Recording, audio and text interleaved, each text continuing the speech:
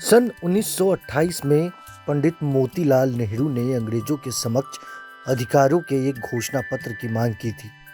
यह मांग आगे भी विभिन्न स्वतंत्रता सेनानियों के माध्यम से की जाती रही। लिहाजा जब देश आज़ाद हुआ तो संविधान निर्माण के दौरान उसमें आम लोगों के अधिकारों की विशेष जरूरत पर बल दिया गया। हमारा संविधान विभिन्नता में एकता के अलावा समानता, शिक्षा, जाति, वर्ग और लिंग भेद में समानता का अधिकार देता है। समानता की मूल भावना में धर्मनिरपेक्षता की भी प्रमुखता है।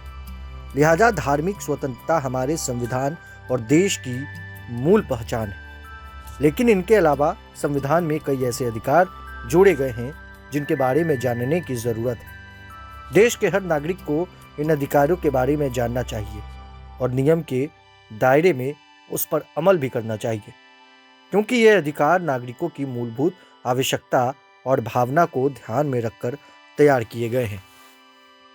भारत जैसे देश में जहां विभिन्न जातियां रहती हैं, ऊंच नीच के भेदभाव खत्म करने के मकसद से समता का अधिकार जोड़ा गया।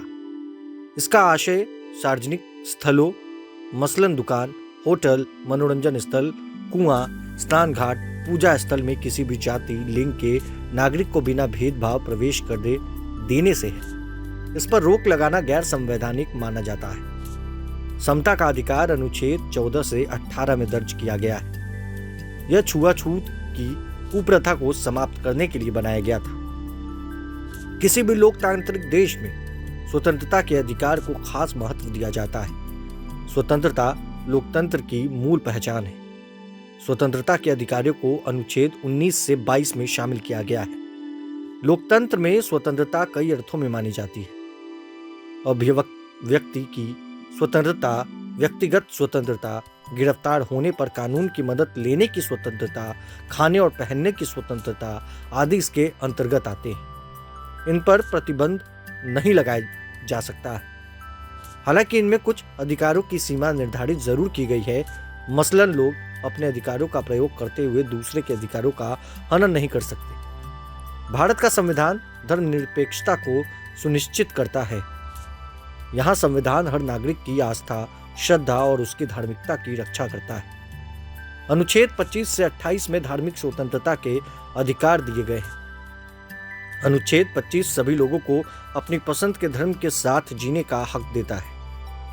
अनुच्छेद 27 किसी भी नागरिक को इस बात की गारंटी देता है कि किसी भी व्यक्ति को किसी विशेष धर्म या धार्मिक संस्था को बढ़ावा देने के लिए टैक्स देने के लिए मजबूर नहीं किया जा सकता। शिक्षा हासिल करने किसी भी नागरिक का मौलिक अधिकार है और यह अधिकार उसे भारत का संविधान प्रदान करता है।